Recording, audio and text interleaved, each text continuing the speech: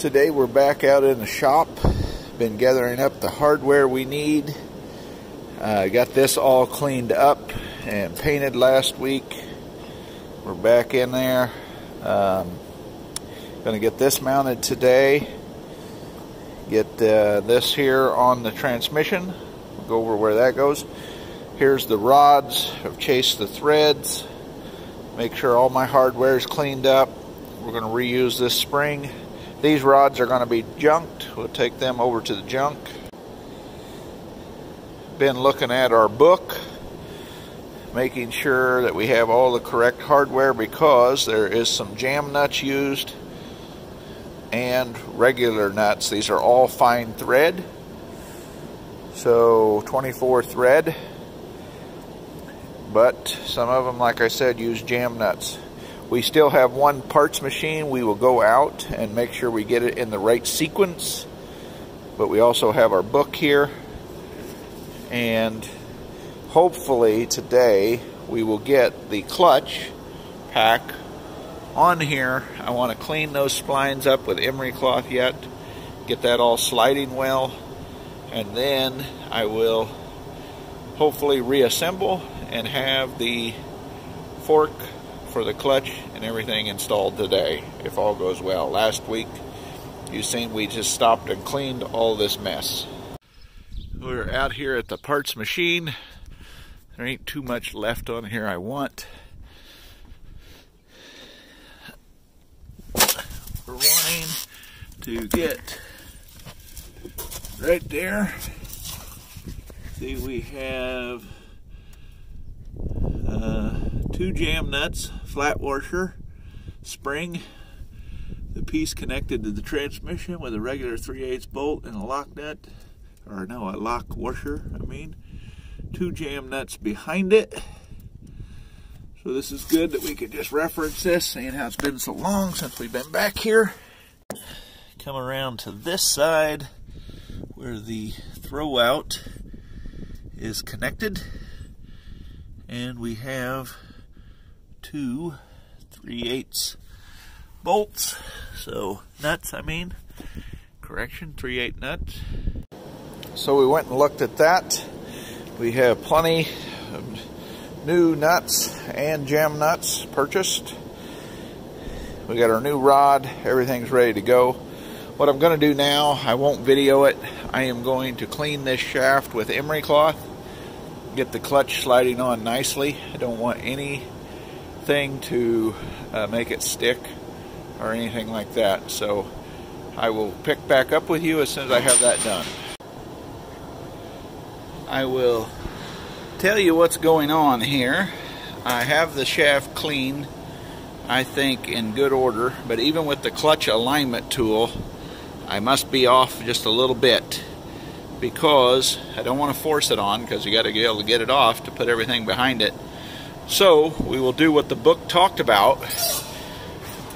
We will loosen, even though I have these torqued, we will loosen these bolts, and then it said that will loosen the clutch discs up and we will be able to get it all the way on. That was the provision if you didn't have the clutch alignment tool. I must be a hair bit off. I think there's a little bit more gap down here than there is up here. So even with the alignment tool it didn't work perfectly. So there's a provision for that. So that's where I'm at, slowing me down a little bit. Well, I was able to loosen those, and I don't think you can see it. Right back here is the gap, and I was able to, let me take you off of the tripod here. I was able to get that on, but when I got that on, I noticed another problem. I have flubbed up. I have to open this back up. This bearing here goes here, because this bearing is not touching the shaft here. So that would give us end wobble. And so that's something that we didn't anticipate today. In one of the comments, I don't remember the name, man talked about him redoing his, and this bearing had a seal in it. Well, guess what? So does mine. I'm going to rectify that though when I get it in there and have this seal removed. I will remove it, but I messed up. So we did get it to slide on, just a minor hiccup today. Before I do take that off, see if I can get you back here. See, that opened up enough to loosen the clutch discs, and then I was able to slide that right on. And so that's what the provision in the book talks about.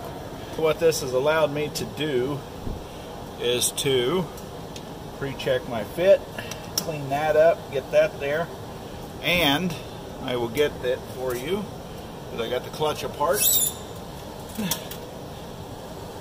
Onto this, goes back there, and then this is the fit up. So there's where we're at. Bearings are going to slide on, so we can rule that out. We'll check the clutch discs, make sure they slide on good, and so it's allowed us to actually check our fit better. And then I'll go over pulling the bearing. I got a new tool for that, and you'll see that. Oh, that is nice. Look at that. Took it right out of there. And we'll have to figure out what number that was and see where that goes, because we must have got that wrong, obviously.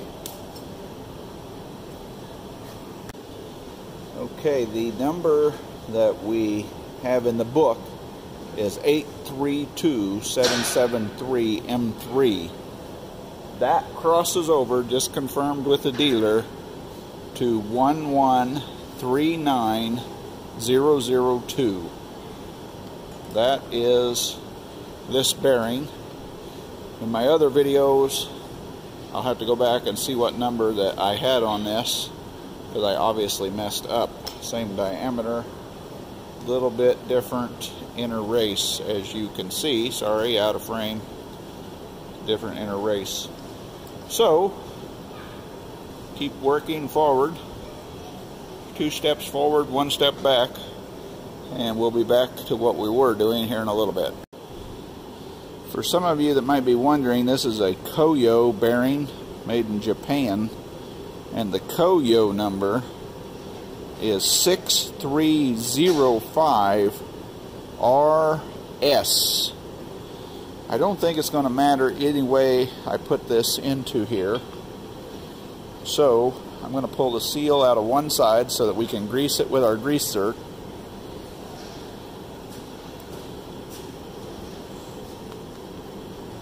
There we go.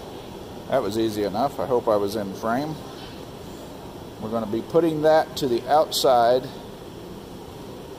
so that when we put our washer and our retaining bolt in to the shaft that we were shining over there, we'll be able to grease this.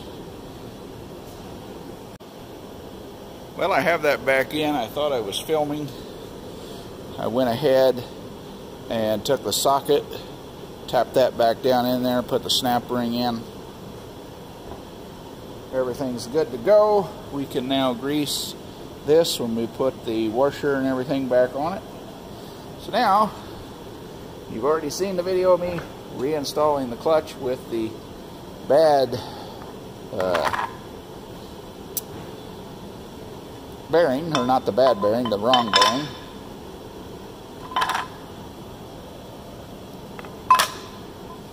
So, we're back to that step, but it'll go quickly here. Okay, we're going back for a test fit. I have it loose like the book talked about on the clutch. Got the correct bearing in this time. Put a little dab of oil on here because I'm going to take this back off, and I'll probably eventually use Never Seas. However, you don't want to get too much of that in there because you don't want grease getting on your clutch. But I still want to put it on there because you got to take it off. It's just nice.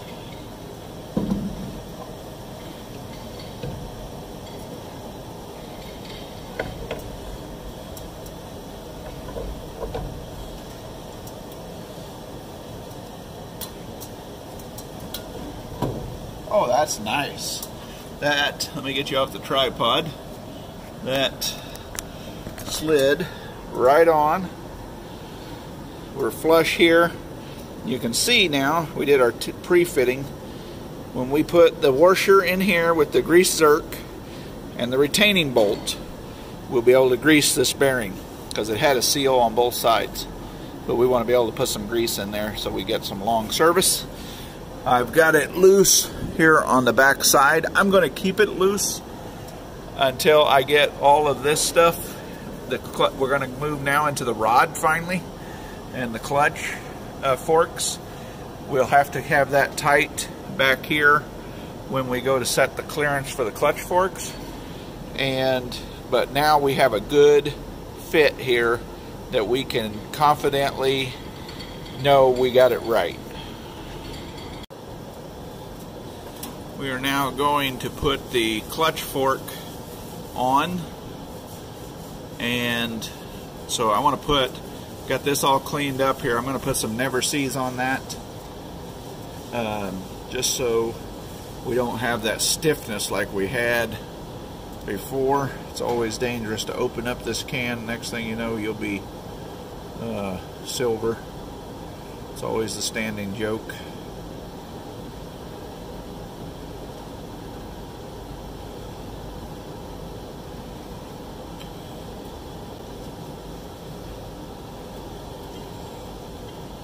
Got my hardware all cleaned up. Take just a little bit of that, put on there.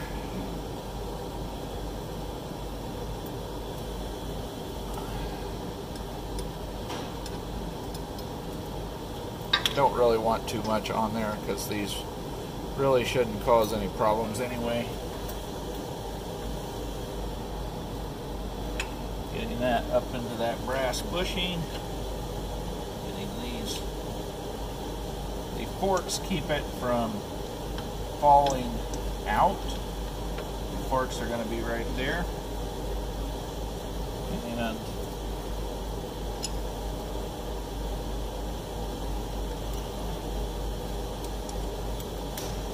these screw right into the transmission.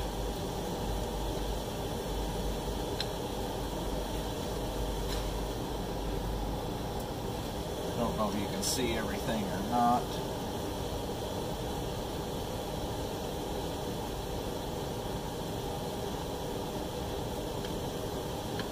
That goes there. And that's a 5/8 socket to tighten those.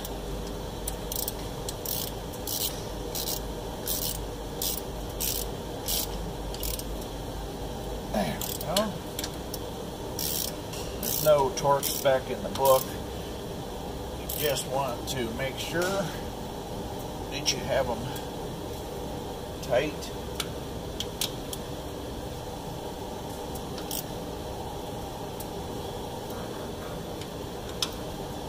So that should be good right there. And there is that. So we should be good.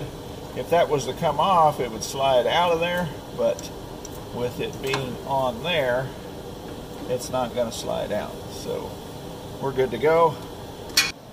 Here's where we are with fit up. This is our new rod.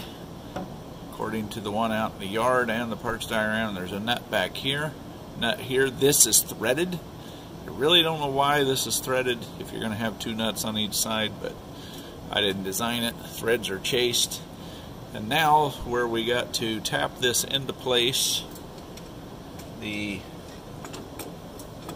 this right into there. I have everything loose here. But there's this elbow right down in here that we just have to tap that over it. That's what I fought in the previous videos. We'll get a dead blow hammer here and we'll tap that back.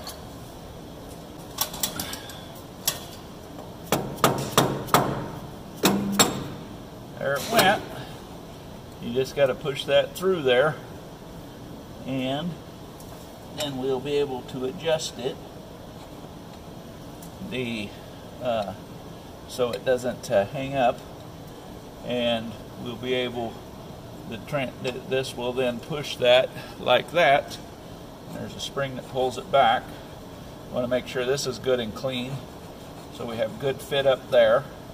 Probably put some, has a greaser here, so we'll put some grease on there. And then we're ready to connect the rod back in the back of the transmission. It'll be hard for you to see. We've got our threaded rod, and now we have to put these two jam nuts on it before we forget, and then not have them behind the brake part.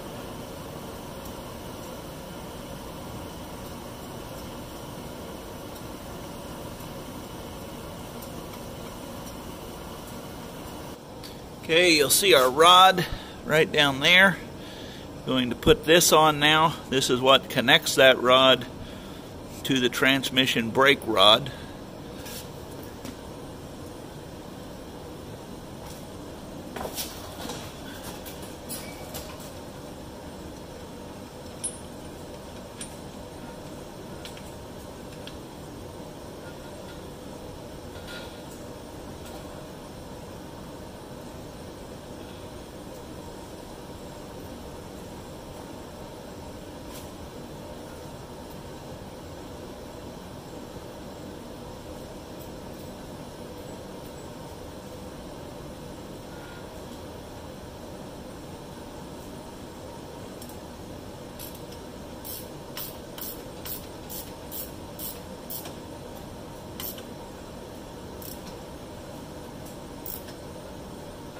Be very careful, you don't want to twist that off. There we go, that's nice and tight. Now we will want to get our spring and our other ones here so we can get this ready to go. We are now going to put, I am going to put, it said only one washer, it said the spring first, then a washer, but I did some test fitting out here, and I want to put a washer down here for the spring to push against. I don't think it'll affect anything. It'll give it just a little bit tighter area. And then it said the spring, and then another flat washer. Then I got two more jam nuts to get on there.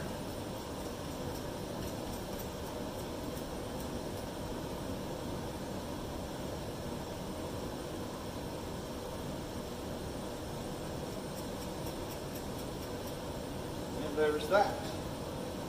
I don't know if you're going to be able to see this or not. We have to get our spring. Part number 228. 220M1. 228220M1.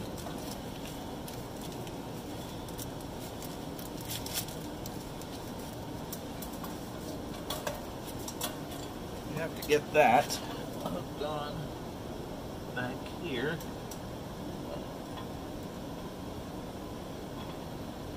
A little hole. I don't know if you can see it or not. Right there in the transmission casting. And on our throwout bearing. I hope I'm not out of frame for you. I'm sure it's going to be a challenge, as most things are on a Massey. There's one end.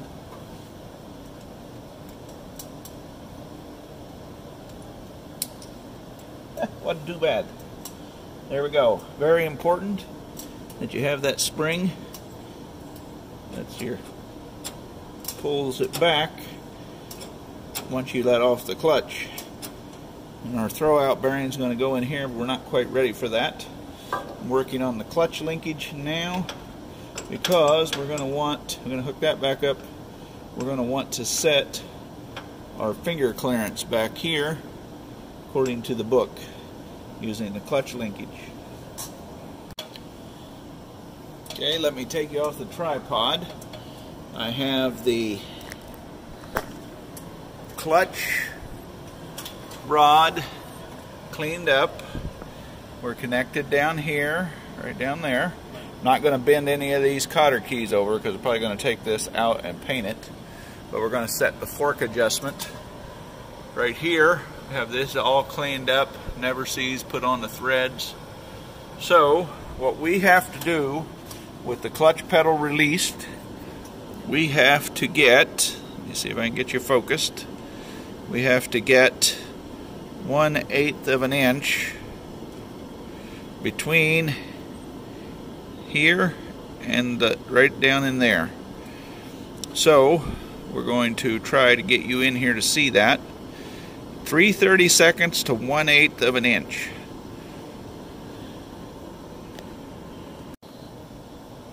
So what I'm going to do to simplify this, we have a 3/32 to a 1/8, somewhere in between there they said would be satisfactory in the manual. So I went with a 7/64 drill bit. I'm going to use this side of it to measure the distance when I adjust it in there.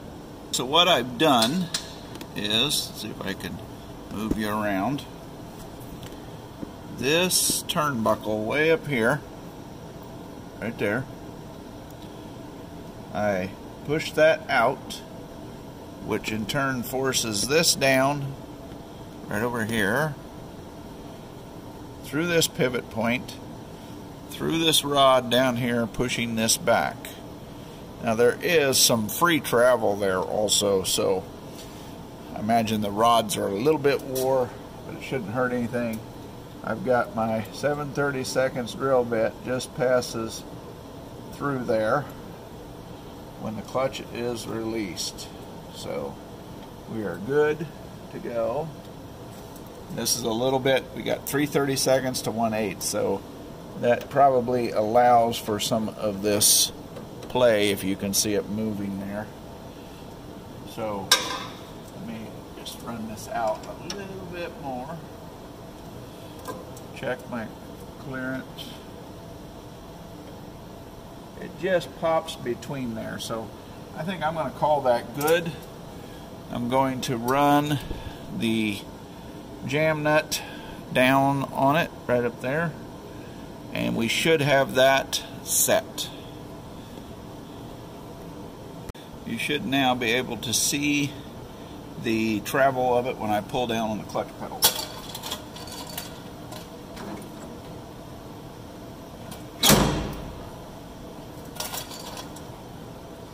So everything should be good. We've still got our clearance back there. That's still good. We should be good to go. Well, now it's time to adjust the rod. While I'm here, I'm going to put the throwout bearing in. This is a crossover number opposite of your book, 30-3056295. That's the new number. I'm pretty sure this will go in a 410, 510, maybe even a 540, I don't know. But 30-3056295. Here's the bearing. This also has some other numbers on it. Sorry, not in frame. 2065-16 FM-MEX. So probably made in Mexico. It's got a plastic protector in here. This should just go right on like that. And that's going to run right around there. We're going to put the clutch pack on now. You'll have your bearing here. Or here, I'm sorry, here. Fingers here. So when we put that on, then we will have to tighten the 6 5/16 bolts behind it to pull the clutch fingers down, because we're going to leave it loose so we can align them.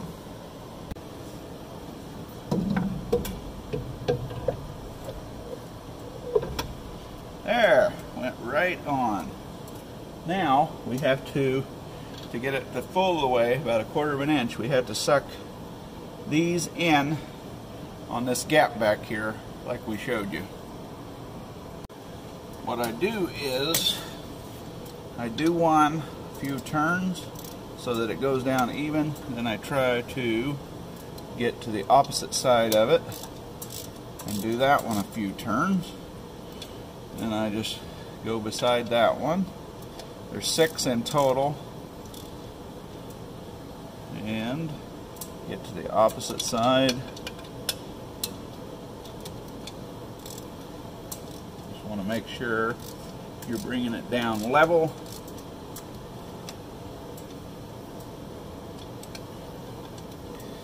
You'll find some that you can just keep hand tightening as you keep squeezing it down.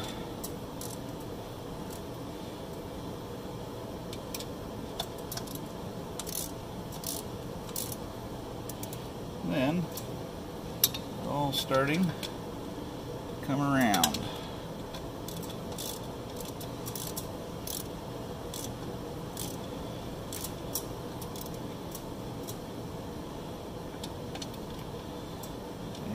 That one.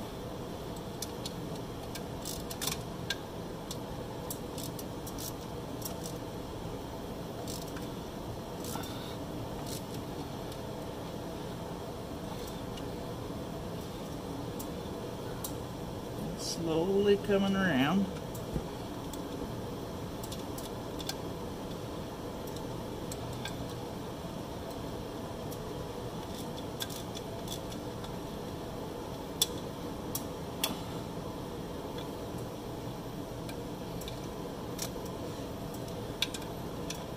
Start bringing them around. I'm hoping then it'll be lined up. We can pull it off and torque, or we might have to torque in here.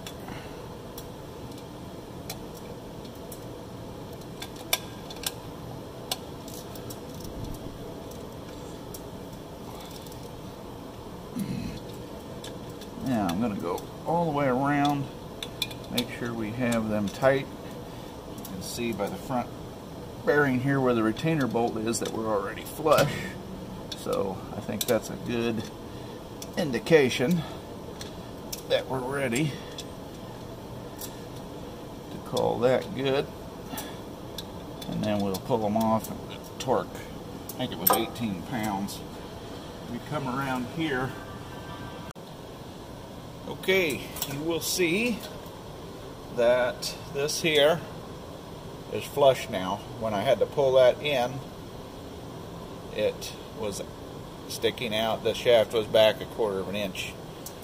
What's nice is once you have everything in alignment, your clutch pack should just come right off and be able to go back on. What we're going to do is torque these now, just like we did. I won't do that. I'll just torque them myself. You've seen me in the other video doing it.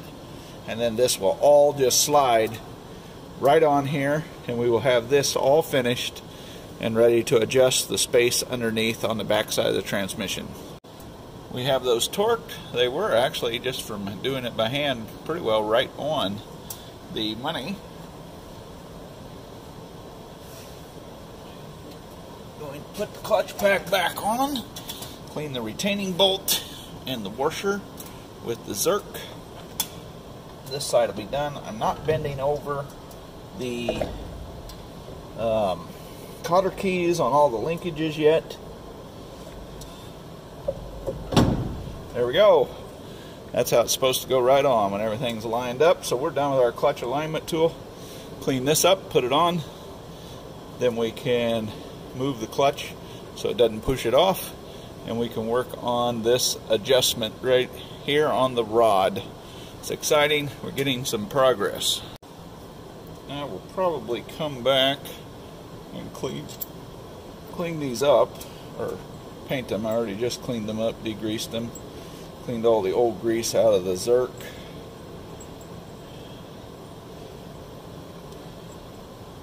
You want to put this in by hand. You do not want to be messing this up right now.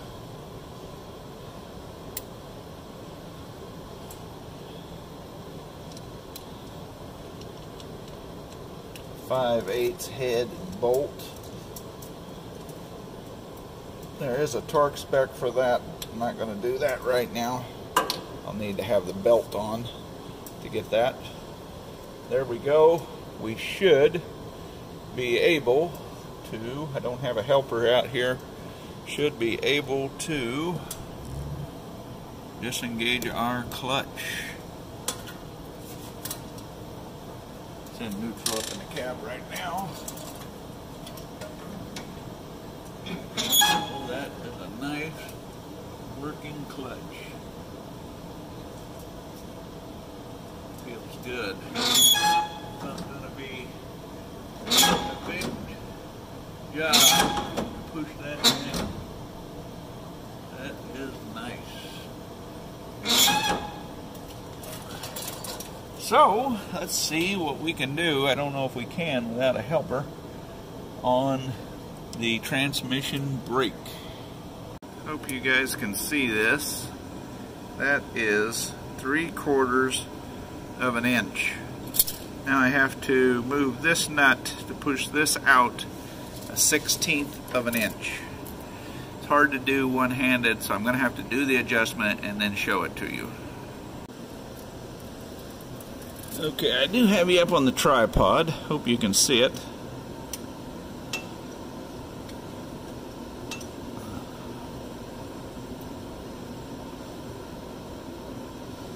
Let's see what we got now. I think we might have went a hair bit too far. Nope, we are right there. 1/16 past 3/4. So that's pretty good. So what we got to do now is get that other lock nut back there behind it. I know now why they put thin lock nuts behind there, because you don't have a lot of threads left. I could have sucked it more over towards the clutch, but I didn't know where I would be at. Wish I would have done that, but this is going to work.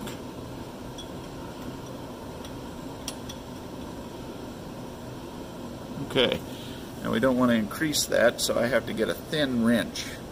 And I have some special ones that should work for this. Now getting both hands in here.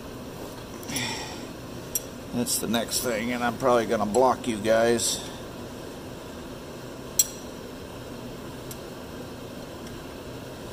Sorry guys, it's the best I can do for you.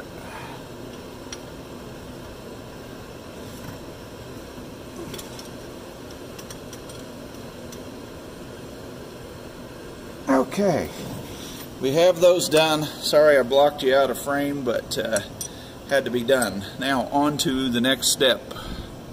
Just let you know, I am double checking it, and we are spot on. So that's good.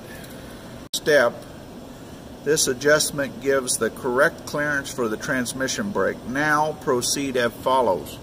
Adjustment nut 1, which is the ones all the way to the left to the spring. There's 2 jam nuts there. Figure 52, until the spring 2 applies pressure on plate 5 secure nuts. This is what we can't do, so we will be revisiting this once we're up and running. Start the engine and move the throttle lever to fast, idle. Move the ground speed control lever forward and hold it until the variator pulleys are at the maximum speed position. With engine running at this setting, depress the clutch quickly. Check the time taken for the input shaft of the transmission to stop. Turning. The time should be a maximum of 2 seconds. If the time is longer than 2 seconds, make further adjustments on nut 1, that's the one on the left by the spring, to increase the compression of spring 2, figure 52, until the shaft stops within 2 seconds. Check the lock nuts 1 and 3 are securely tightened. Note, the spring must not be fully compressed when traction clutch is fully engaged. That's the end of that adjustment. So we're going to adjust that over. We're going to put some pressure on it, but we're just going to have to do our best guess possible.